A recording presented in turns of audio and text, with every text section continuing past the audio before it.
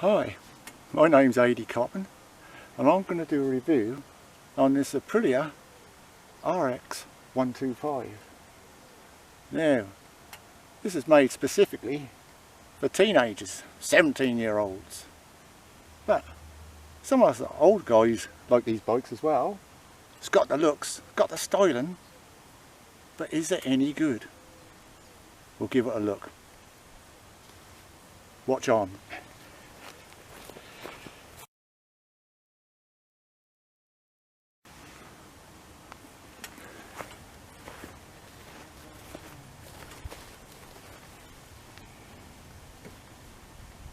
Well, they call this bike a lightweight bike.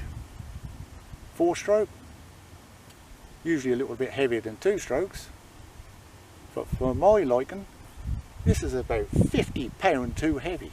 You're talking about 4 stone in weight. A lot of 125s, motocross enduro machines, they're pretty lightweight, but this thing, well, you're getting on for 300 pound, 293 pound in weight.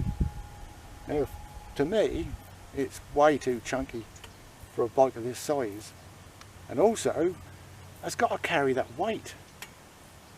You get better performance with a lighter weight machine. Thing is, it's probably got steel swinging arm, steel frame. Alright, if it's aluminium, it's going to be expensive. And as for the muffler, huge thing on the back here. This must weigh about 15 pound or more on its own. Again, steel. So, all in all, it's a heavy bike for what it is for a 125.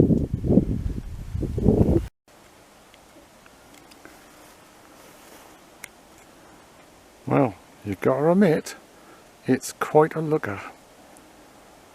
But looks are not everything. But to these youngsters today, these teenagers, 17-year-olds that's going to buy this bike, you know, it's nicely priced, just under £4,000. But is it that good? Well, I've got a few gripes, and it could be better. It's not bad, but it could be better. What's good about it?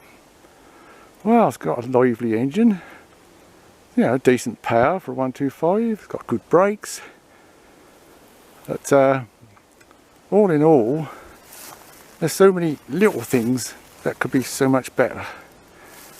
Now, instead of wasting their money on ABS, alright, it's a safety feature, but I don't think you really need ABS on these bikes. What I find really irritating is the instrument panel. Now, the main thing is indicating. Now, a lot of motorcyclists, they do accidentally forget to cancel out their indicator, and I've seen them so many times going down the road and the indicator's still left on. But on here, this little tiny square here is your indicator, should I say. Now, I think really it should be a lot larger, because you want to see it really visible. Right, so we put the indicator on. Look at that, it isn't that small. So if you're riding along, you'd hardly notice that. That'd be better if the whole top panel here was a light. If they want to think of safety, the whole thing want to flash. And that'd really catch your eye. But you know, accidents are caused by motorcyclists leaving their indicators on. Now, they put fat bars on this, taper bars. That's a bit of an expense as well. And I don't think you really need them. Just standard bars would be fine. And if you want to change your bars, you ain't got to fork out, what, 80 quid? For some different bend, higher rise, fat bars. Now, on these bars, they've got these white indicator marks. So you're supposed to put the crack of your clamps in line with the white markings. But everybody's different. Everybody likes to set up their levers and that to their own preference. And I like my levers down a bit. But when the levers are up in the setting they've put here, the levers are far too high. So it's a waste of time really putting these white lines on here. So any of you youngsters out there, put your levers where you feel happy. But yeah, the controls, not too bad. Plastic work, look a bit cheap. But all in all, the instrument panel's not too bad, but they really need to do something with these lights. They're so small. Now, coming down here, the gear lever. Well, to me, that's way too long. Way too long. Now, I've got size 12 feet.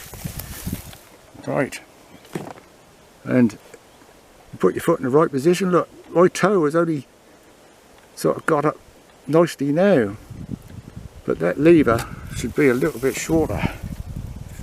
There's the side stand. That's awkward as can be. That needs to be about an inch shorter as well.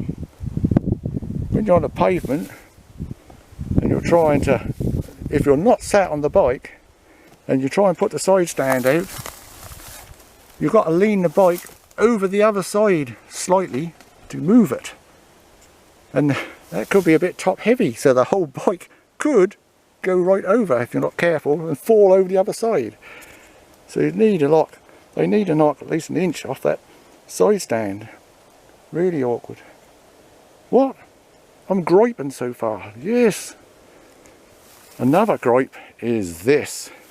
The seat. Well, it's almost non-existent. It's so thin and there's hardly any padding at all. Look at it, you can see underneath it. Now you're sat roughly about here. And it's so firm. And there's hardly anything there. Now, I can't ride this machine no more than 20 minutes on a journey before my backside is numb.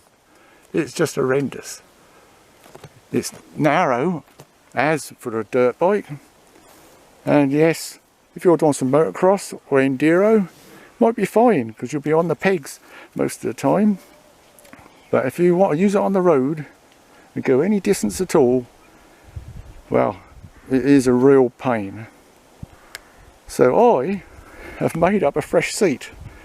I'll show you later in the video. But yes, really firm, quite narrow. It's not really for road use.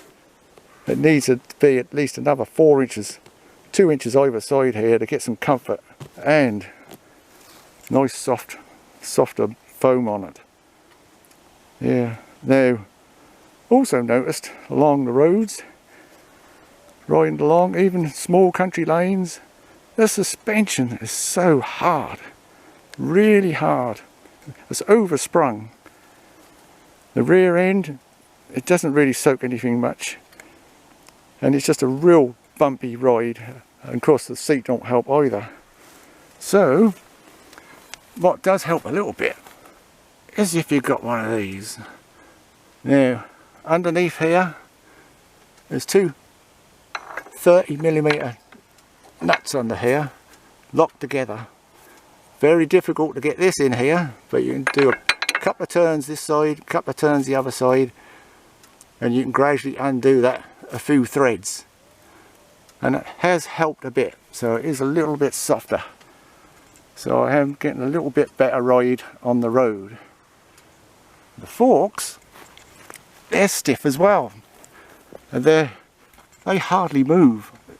Now when you're riding along and then you look at the down at them, you can see that they're barely moving.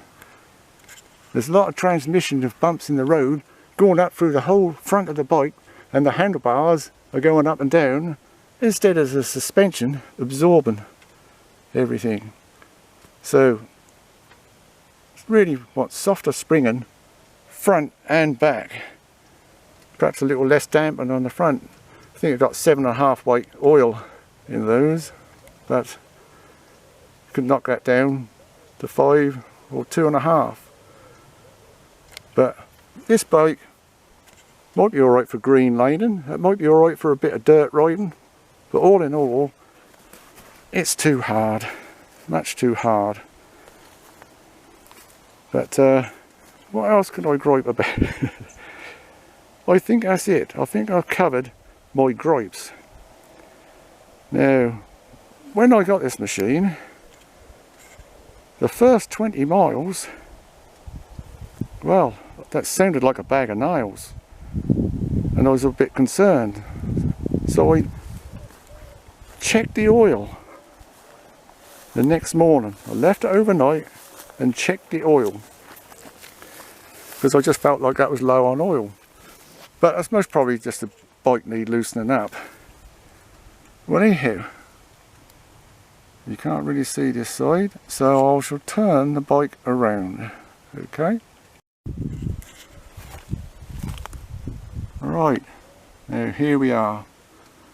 Here is your dipstick, right here. Now, when I checked this the next day in my garage, obviously all the oil had run to the bottom of the engine. When I took the dipstick out, with the bike upright, you must do the bike upright. So lean it against a wall very carefully so it isn't going to fall back on you. Do it in the upright position.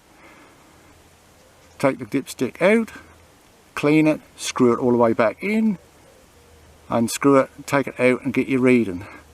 And it was on the bottom, only just on the bottom of the mark for the minimum. So, although it had its PDI, alright, they ticked off the box and said there's oil in it, but it hadn't really got enough. So I took it back and they topped it up for me.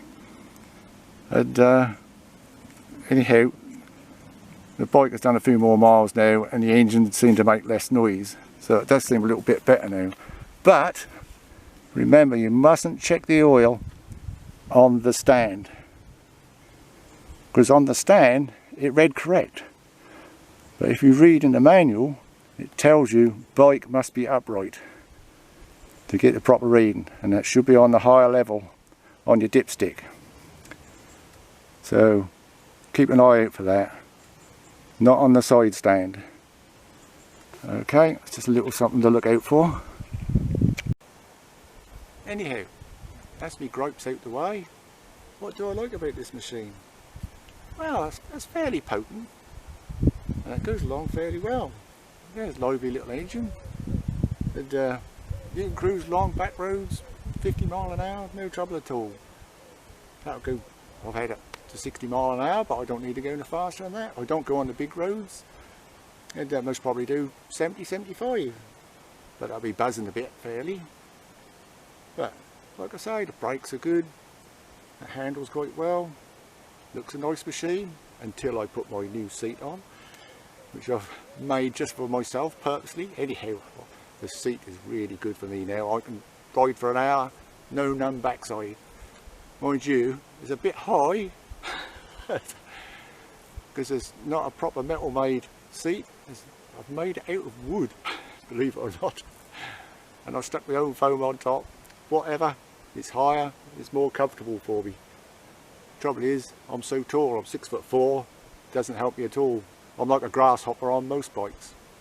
But anyway, it's a good little machine, but it needs tweaking here and there, and it could be so much better. It's a pity that Aprilia don't give some alternative seats. You know, 3 different seats: low seat, medium, higher seat, and a lot more comfort. For some of us, we'll use it on the road more than we will the dirt, and most youngsters will use it on the road more than the dirt. But all in all, it's a good little machine, and yeah, just a few tweaks here and there to make it a lot better. Anyway, I hope you enjoyed my video. Whether it's helped you a lot or not, I don't know. And perhaps some of you older guys might think about buying one, but it's got the looks. Certainly got the looks. Economical as well. Get 100 miles a gallon out of it. Easy. Yeah. But we'll see how it go along. But, my name's A.D. Coppin. Yes, I'm an old sod. Yes. I've written a few books, so look out for me books. Some motocross books. A.D. Coppin. You'll find them on Amazon. Little advert there. Okay. Right, thanks for watching, and might see you again sometime. Right, bye.